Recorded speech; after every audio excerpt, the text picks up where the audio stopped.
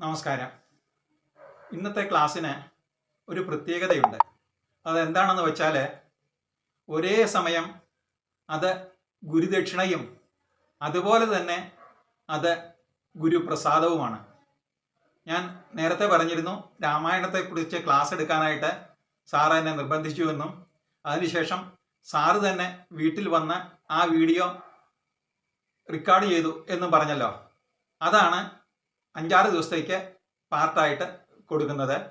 സാറിൻ്റെ ഇഷ്ടമനുസരിച്ച് ഞാൻ എനിക്കറിയാവുന്നത് പറഞ്ഞതുകൊണ്ട് അത് സാറിനുള്ള ഗുരുദക്ഷിണയായിട്ടും, അത് സാറ് കേട്ടതിന് ശേഷം സാറിന് ഇഷ്ടപ്പെട്ടു എന്ന് പറഞ്ഞ് അത് യൂട്യൂബിൽ കൊടുക്കണം എന്ന് നിർബന്ധിച്ചുകൊണ്ട് എന്നെ ഏൽപ്പിച്ചതുകൊണ്ട് അത് ഗുരുപ്രസാദമായിട്ടും ഞാൻ കണക്കാക്കുന്നു. ഇത് എപ്രകാരമുണ്ടെന്ന് നിങ്ങൾ ഒന്ന് കേട്ടു നോക്കുക.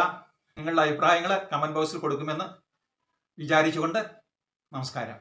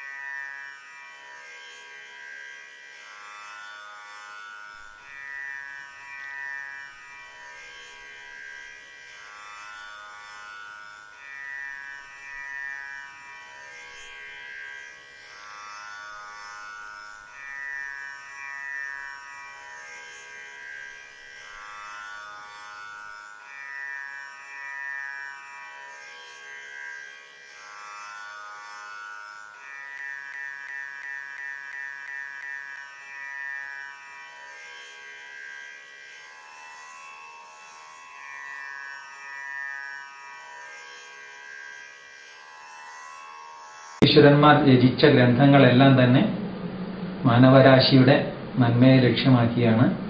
അതുപോലെ വിവിധ തലത്തിൽ നിന്ന് വിവിധ അർത്ഥത്തിൽ നമുക്ക് വ്യാഖ്യാനിക്കാൻ പറ്റും.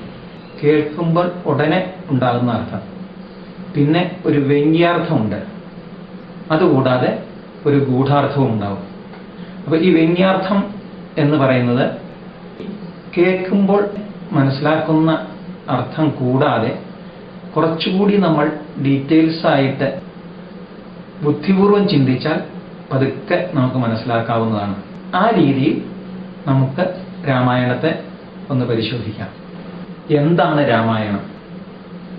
രാമന്റെ അയനം, അതായത് ശ്രീരാമൻ രാവണനെ നിഗ്രഹിക്കുന്നതിന് വേണ്ടി അയോധ്യയിൽ നിന്നും ലങ്ക വരെ യാത്ര ചെയ്ത് രാവണനിഗ്രഹം നടത്തി തിരിച്ചു വന്ന് ഒരു രാമരാജ്യം, അതായത് നല്ല ഐശ്വര്യപൂർണമായ ഒരു രാജ്യം നിർമ്മിച്ചു. അങ്ങനെ ബുദ്ധിമുട്ടുകൾ തരണം ചെയ്ത് രാമന്റെ യാത്രയാണ് രാമ അയനം എന്ന് ഒരു വിധത്തിൽ നമുക്ക് കണക്കാക്കാം. ഇനി ഒന്നുകൂടി ആഴത്തിൽ പോയാൽ രാമ അയനം. അയനം എന്നാൽ യാത്ര അല്ലെങ്കിൽ സഞ്ചാരം എന്ന അർത്ഥമാണുള്ളത്. അപ്പോൾ രാമ അയനം രാമായണം. മറ്റൊന്ന് രാമ അയനം രാമായണം, അതായത് രായിൽ നിന്നും മായിലേക്കുള്ള അയനം. രാ എന്ന് പറഞ്ഞാൽ സംസ്കൃതത്തിലെ അഗ്നി എന്നാണ് അർത്ഥം.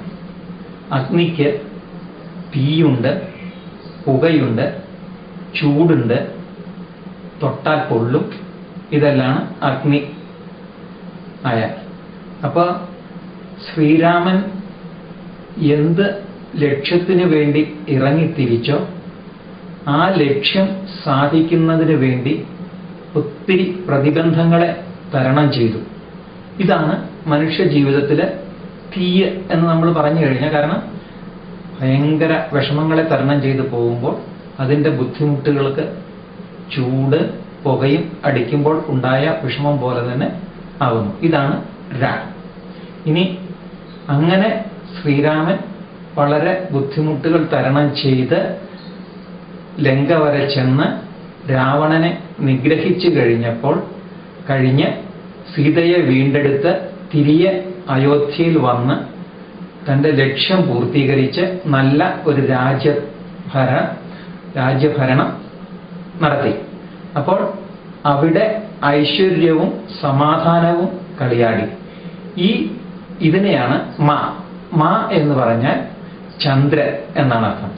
ചന്ദ്രന് ചൂടില്ല, പുകയില്ല, നല്ല ശീതളിമയാണ്.